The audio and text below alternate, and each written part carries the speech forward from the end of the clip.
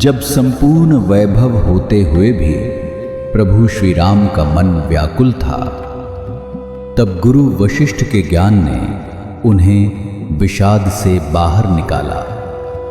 सुनिए बकुल जी की वाणी में। जय श्री राम। स्वागत है सभी का। कल ओम की ध्वनि का, स्पंदन का क्या क्या उपयोग हम कर सकते हैं वो हमने देखा। आज 2 अगस्त है और आज क्या होता है देखते हैं। स्वागत है सभी का और श्लोक है आज का। अचिन्मयं चिन्मयं च नेति नेति यदुच्यते ततस्तत संबभूवासौ यद गिरामप्यगोचरः। अर्थ है वह चेतना और अचेतना से परिपूर्ण है। यह केवल नकार अर्थात यह नहीं द्वारा सूचित की जा सकती है। वह अब किसी विवरण के परे थी। बड़े ध्यान से और तीव्रता से आज सुनिएगा। वशिष्ठ ने कहा, सभी इच्छाओं के शांत हो जाने के उपरांत वीतहव्य ऋषि ने अपने को अद्वैत चेतना के धरातल पर स्थित किया और ओम मंत्र का उच्चारण किया। ओम के गूढ़ रहस्य पर विचार करने पर वास्तविकता को आकृति या रूप समझने की भूल से होने वाले भ्रम को उन्होंने समझा। सभी प्रकार की धारणाओं और संकल्पों को भी उन्होंने छोड़ा और तीनों लोकों को भी छोड़ा। वे पूर्ण रूप से उसी प्रकार निश्चल हो गए जिस प्रकार कुम्हार का चाक शांत हो जाता है। ओम के उच्चारण से इंद्रियों का जाल भी नष्ट हुआ और नष्ट हुए उन इंद्रियों के विषय भी, ठीक वैसे ही जैसे हवा सुगंध को उड़ा ले जाती है। इसके बाद उन्होंने अज्ञान के अंधकार का भेदन किया। क्षण के भी एक अंश के लिए उन्हें अपने भीतर प्रकाश दिखा, उसे भी उन्होंने तुरंत छोड़ा। प्रकाश और अंधकार दोनों को उन्होंने पार किया।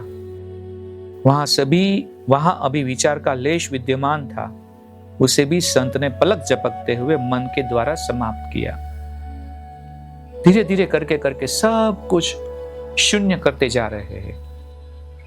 अब संत उस विशुद्ध असीम चेतना में विराजमान थे जिसमें किसी प्रकार का विकार नहीं था और उनकी स्थिति सद्यजात बालक के जैसी थी।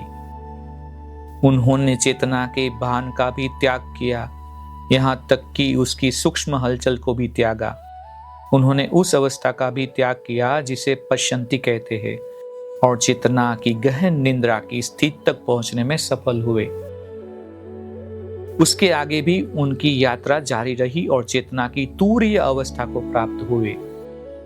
यह आनंद की स्थिति है, वर्णन से परे है, जो है भी और नहीं भी। वह कुछ है और कुछ भी नहीं, प्रकाश भी है और अंधकार भी। वह चेतना और अचेतना से परिपूर्ण है। वह केवल नकार अर्थात यह नहीं द्वारा सूचित की जा सकती है। वह अब किसी विवरण के परे थी। आप जो भी नाम दे, जो भी शब्द प्रयोग करे, सभी के लिए नहीं, वो नहीं है, वो भी नहीं है, वो भी नहीं है। ऐसा कुछ भी नहीं वाला है, जो नहीं कुछ भी नहीं है फिर भी कुछ है। वह स्थिति शून्य है, ब्रह्म है, चेतना है, सांख्य का पुरुष है, योगी का ईश्वर है, शिव, काल, आत्मा, अनात्मा, आत्मा अनात्मा का मध्य आदि सब कुछ है। रहस्यवादियों के भिन्न भिन्न दृष्टिकोण हैं। यह वह स्थिति है जिसे सत्य कहकर सभी धर्म ग्रंथ स्वीकार करते हैं और इसे ही सब कुछ मानते हैं। इसी स्थिति में वीतहव्य ऋषि ने दृढ़तापूर्वक अपने को स्थापित कर लिया था। इस प्रकार ऋषि चेतना से एकाकार हो गए, शरीर विघटित हो गया और सभी तत्व अपने अपने स्रोत को लौट गए। हे राम, मैंने ऋषि वीतहव्य की शुभ कथा तुम्हें सुनाई, इस पर मनन करो। मैंने जो कुछ भी कहा है और जो अब कहूंगा वह प्रत्यक्ष बोध, प्रत्यक्ष अनुभव और गहन चिंतन पर आधारित है। हे राम, इस पर चिंतन करो और ज्ञान प्राप्त करो। मुक्ति या मोक्ष मात्र ज्ञान या आत्मज्ञान से प्राप्त होता है। ऐसे ज्ञान से ही दुखों को कोई पार कर सकता है, अज्ञान का नाश कर सकता है और परिपूर्णता प्राप्त कर सकता है। वीतहव्य के रूप में जो वर्णन किया गया है वह हमारे मन की मात्र धारणा है।